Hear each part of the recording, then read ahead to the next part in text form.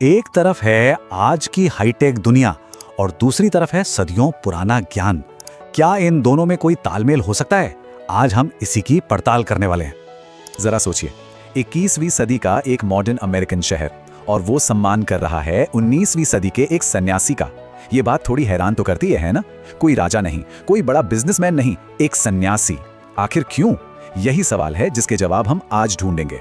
तो इस सवाल का जवाब जानने के लिए हमें चलना होगा आज के दौर में अमेरिका के एक बहुत ही अहम शहर सियाटल।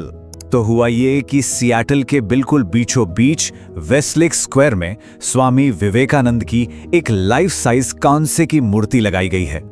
और ये कोई छोटी मोटी बात नहीं है, ये बहुत ऐतिहासिक है, क्योंकि ऐसा पहली बार हुआ है कि किसी अमेरिकी शहर की सरकार ने खुद आगे बढ़कर ऐसा सम्मान दिया हो। इस मूर्ति का अनावरण वहां की मेयर और भारत के कॉन्सुल जनरल ने मिलकर किया। ये भारतीय सांस्कृतिक संबंध परिषद की तरफ से एक तोहफा था।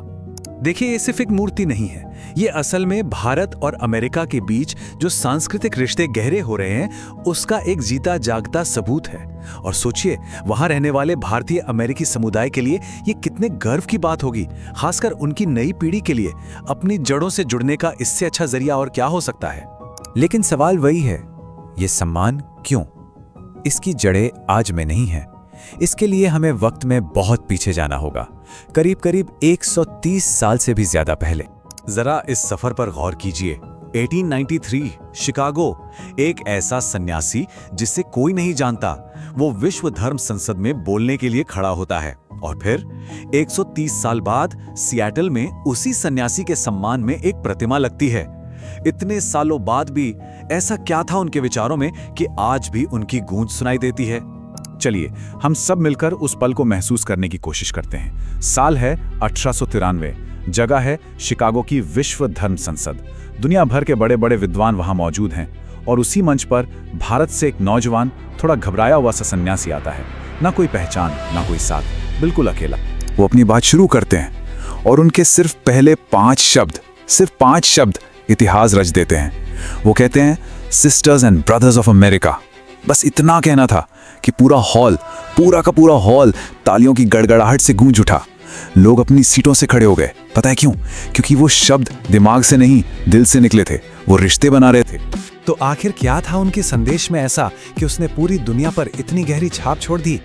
उस दौर में जब दुनिया धर्मों को एक दूसरे से अलग और बेहतर साबित करने में लगी थी, विवेकानंद ने एक बिल्कुल ही अलग बात कही।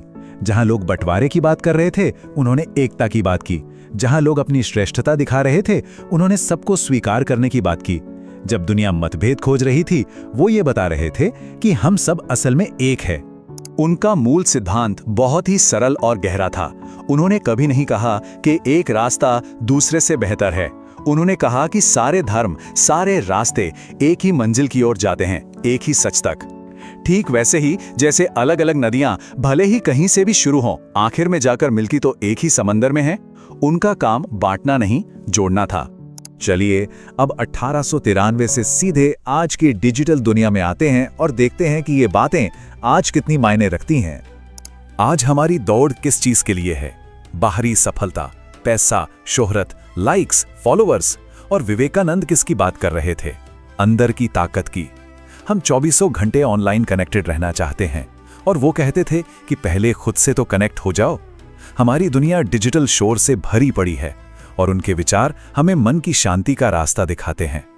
और सच तो यही है, आज का सबसे बड़ा पैराडॉक्स, सबसे बड़ा विरोधाभास यही तो है। हम कनेक्टेड तो हैं पहले से कहीं ज्यादा, लेकिन महसूस ज्यादा अकेला करते हैं। हर कोई बिजी है, पर क्या कोई सच में खुश और संतुष्ट है? यहीं आकर विवेकानंद के विचार एकदम ताजे और जरूरी लगने लगते हैं। और आखिर में उनकी विरासत का जो सबसे गहरा और निजी पहलू है, वो है खुद की खोज। ये बहुत ही पावरफुल बात है। आज की दुनिया हमें सुबह से शाम तक ये बताती है कि हमें कैसा दिखना चाहिए, क्या करना चाहिए, क्या बनना चाहिए। लेकिन विवेकानंद कहते थे, एक मिनट रुको, बाहर देखना बंद करो और अंदर झांको। वो एक बिल्कुल अलग सवाल पूछते थे, क्या तुम्हें पता है कि तुम असल में कौन हो? उनका संदेश एकदम साफ था, कोई लाग लपेट नहीं। वो कहते थे कि असली शक्ति, असली ताकत कहीं बाहर नहीं है, वो पहले से ही हमारे अंदर है। हमें बस उसे खोजना है, उस पर भरोसा करना है। तो सियाटल में लगी ये मूर्ति सिर्फ एक मूर्ति नहीं है, ये हमें रुककर सोचने पर मजबूर करती है। क्या ऐसा है कि हमने टेक्नोलॉजी में तो आसमान छू लिया, लेकिन इंसान होने के नाते आज भी हम उन्हीं सवालों के जवाब खोज रहे हैं जो 130 साल पहले खोजे जा रहे थे? मतलब, जिंदगी का मकसद क्या है? मन की शांति कहाँ है? हम खुद को कैसे जाने? तो शायद ये प्रतिमा हमें सिर्फ इतिहास याद दिलाने के लिए नहीं है। ये इस बात का एहसास है कि 1893 का वो सन्यासी शायद अपने वक्त से नहीं बल्कि हमारे वक्त से भी आगे था, और उनके विचार बीते कल की कहानी नहीं बल्कि आने वाले कल का रास्ता हैं।